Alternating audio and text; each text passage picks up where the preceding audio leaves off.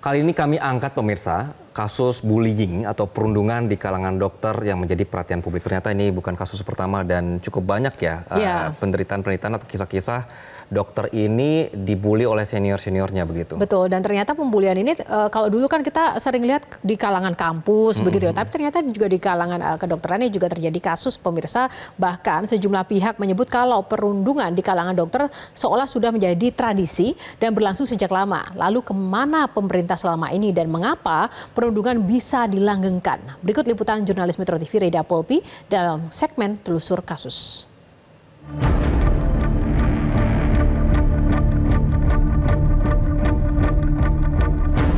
Kayak nggak mungkin lah itu terjadi kalau di dunia kedokteran. Tapi faktanya ya terjadi.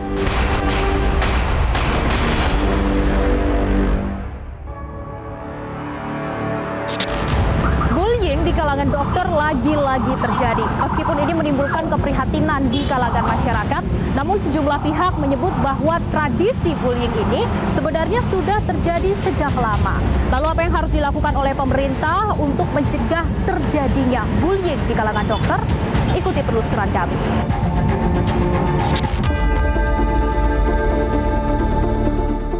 Kasus kematian Dr. Aulia Risma Lestari bukanlah satu-satunya perundungan di dunia kedokteran. Baru-baru ini, seorang residen bedah saraf di Universitas Padjadjaran mundur akibat tindakan bullying yang dilakukan senior terhadap junior.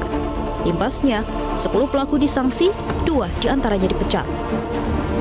Waktu itu kita memang mendeteksi ketika ada mahasiswa yang ingin keluar gitu. Ya. Terus kita telusuri, ternyata memang ada proses bullying di dalam proses pendidikan dokter spesialis. Kita dapatkanlah 2 pelaku bullying yang kita anggap ini berat, gitu. Sehingga kita putuskan untuk di stop studinya. Karena kalau pada proses pendidikan aja sudah seperti itu, bisa kita bayangkan kalau nanti menjadi seorang dokter spesialis di masyarakat kan begitu. Kesulitan di dalam memberantas bullying di lingkungan pendidikan spesialis ini, para korban itu susah speak up. Sementara kasus kematian Dr. Aulia yang merupakan mahasiswi PPDS Universitas Diponegoro kini masih dalam proses investigasi. Iya, tentunya kita melakukan investigasi ya dengan teman seangkatan almarhumah, seniornya, juga pengajarnya, juga KPS-nya, KSM-nya ya, yang kita tanyakan juga keluarga ya terkait hal ini. Jadi itu prosesnya sudah mulai sejak 1 hari yang lalu pada saat kita kemarinnya menemukan atau mendengar ya ada kasus kematian almarhumah dan kita kemudian langsung mengambil tindakan ya untuk kemudian bisa memastikan apakah ada faktor perundungan yang juga berpengaruh terhadap kematian almarhumah. Kita kan berkomitmen juga ya untuk melakukan perlindungan terhadap pihak-pihak yang terkait. Ya.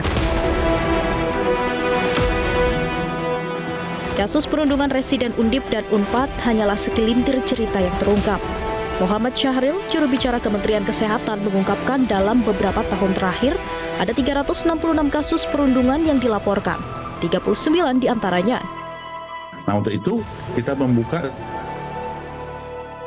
kanal ya, aduan langsung oleh peserta didik, oleh siapapun untuk melaporkan dan akan dilindungi secara hukum dan dirahasiakan. Dan sampai hari ini ya itu terdapat 356 yang melaporkan Mas ya melalui kanal itu sejak Juli 2023. Nah sudah kita tindak lanjuti ya 119 dan kita telah melakukan sanksi terhadap 39 ya pelaku perundungan. Jadi ada 3 sanksi ya kategorinya. Yang pertama ringan, sedang dan berat. Nah kalau ringan itu berupa teguran tertulis ya. Kemudian yang sedang itu adalah penurunan ya atau penambahan masa studi sekitar 3 bulan. Kemudian kalau berat itu bisa untuk peserta didik dikembangkan ke Fakultas Kedokteran. Artinya melakukan pendidikan dulu di rumah sakit pendidikan. Nah kalau itu terjadi pada pendidik stafnya, maka akan diturunkan pangkatnya tidak boleh mengajar lagi di rumah sakit pendidikan itu untuk kurun waktu sekitar 1 tahun. Kisah perundungan di dunia PPDS sudah menjadi rahasia umum.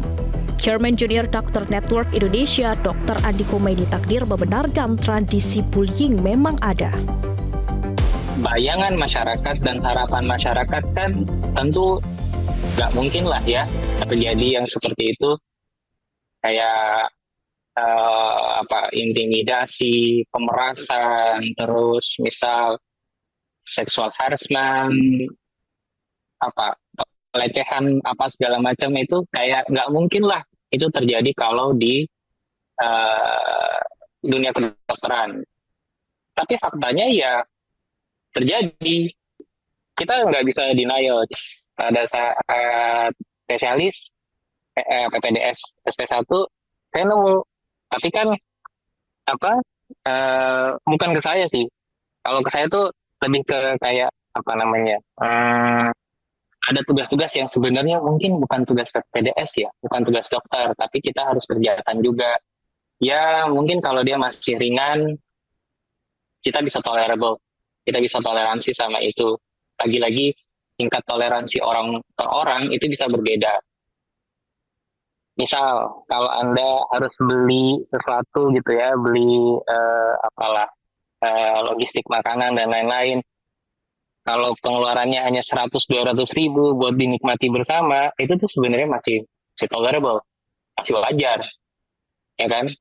Tapi kalau misal pada kasus Dr. Aulia, itu tuh ada informasi kemarin seliweran, saya nggak tahu ini harus dicek lagi validasi di sahih atau tidaknya, tapi katanya itu chatan dia ke temannya bahwa dia harus menyediakan makanan buat puluhan orang. Kenapa? Untuk apa? Kan bukan kewajiban seorang mahasiswa, seorang dokter untuk ngasih makannya. Kalau ya kebetulan saya juga pernah melakukan PPDS, saya tidak ada.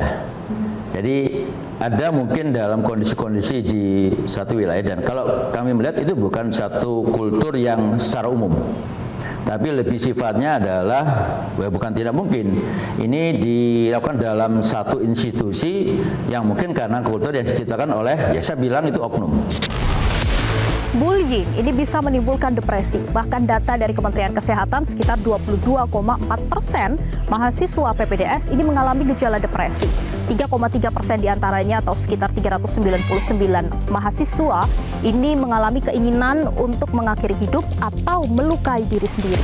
Kalau kita lihat sebenarnya tingkatannya ini beragam pemirsa, sekitar 41,7% ini merupakan gejala depresi ringan, kemudian 35,9% tanpa gejala, dan yang mengalami gejala depresi berat ini ada sebanyak 0,6%. Nah, prodi dengan jumlah PPDS yang mengalami depresi terbanyak ini adalah ilmu kesehatan anak sebanyak 14%, kemudian ilmu penyakit dalam 12,9%, dan diikuti oleh prodi-prodi lainnya.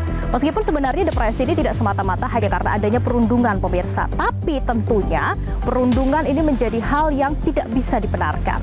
Lalu apa yang harus dilakukan oleh pemerintah agar bullying di kalangan kedokteran ini tidak terus-menerus terjadi? Ikatan Dokter Indonesia IDI mengecam keras tindakan bullying. Meski perlu ada batasan jelas mana yang termasuk perundungan dan mana yang tidak. Ya, jadi yang pertama yang harus dipahami adalah batasan terkait dengan perundungan seperti apa gitu.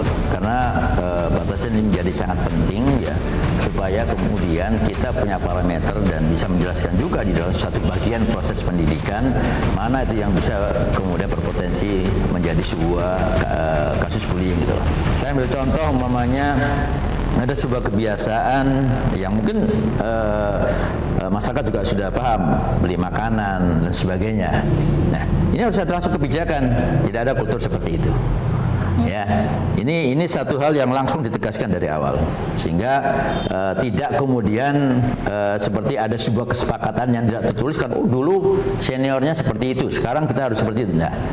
Nah, dengan hospital base itu tuh si PPDS-nya itu diangkat. Jadi tadinya di university base status PPDS itu adalah sebagai mahasiswa. Nah, tapi kalau di hospital based residency itu tuh PPDS-nya dianggap diberikan status sebagai pekerja di dalam rumah sakit itu. Karena dia dianggap sebagai pekerja, maka tentu hak dan kewajiban dia sebagai pekerja, termasuk perlindungan sebagai tenaga kerja dalam rumah sakit itu kan diharapkan berjalan. Yang tadinya antara dosen dan mahasiswa, sekarang menjadi pekerja senior dan pekerja junior.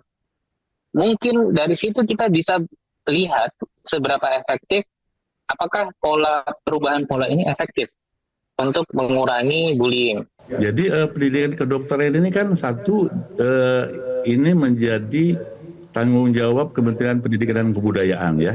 Hanya saja calon dokter dan dokter spesialis ini kan prakteknya di rumah sakit pendidikan. Jadi Kementerian Kesehatan mempunyai kewajiban dan tanggung jawab ikut bersama-sama menjadikan calon dokter dan calon dokter spesialis ini betul-betul yang profesional, bermartabat dan tadi Pak ya saya katakan tadi. Dengan cara apa? Ya kerjasama dengan Fakultas Kedokteran untuk salah satunya tidak ada terjadi perundungan atau bullying di tempat pendidikan ini. Sebagai pasien tentu sih takut ya kalau misalkan ternyata dokter yang ngobatin kita tuh pernah ngebully orang. Nah untuk background checking mungkin bisa ya lewat internet gitu sih paling. Miris banget sih menurut saya sih. Kenapa? Di negeri ini. Ibarat kata kan kita kan harus saling menghargai satu sama lain. Dokter itu harus lebih efisiensi kerjanya lagi. Harus berhati-hati karena ini kan jiwanya yang dibawa ini kan nyawa. Kembali lagi ke pengajaran untuk adab ya. Adab supaya kita menghargai orang lain. Miris sih dengarnya karena mereka kan berintelektual, pendidikannya juga masuknya mahal, terus susah, kok masih aja mereka ngebully sesama gitu. Dimanapun dan apapun bentuknya, tentunya perundungan bukanlah menjadi suatu hal yang bisa dibenarkan, apalagi berlindung di balik kata tradisi. Perundungan menjadi tanggung jawab kita bersama, pemerintah dengan regulasinya, kemudian masyarakat, kita melakukan regulasi tersebut. Dan penting bagi Anda pemirsa, apabila Anda melihat ada perundungan di sekitar Anda, jangan ragu-ragu untuk segera melapor. Dari Jakarta, Tim Liputan Metro TV. Jelajahi cara baru mendapatkan informasi. Download Metro TV Extend sekarang.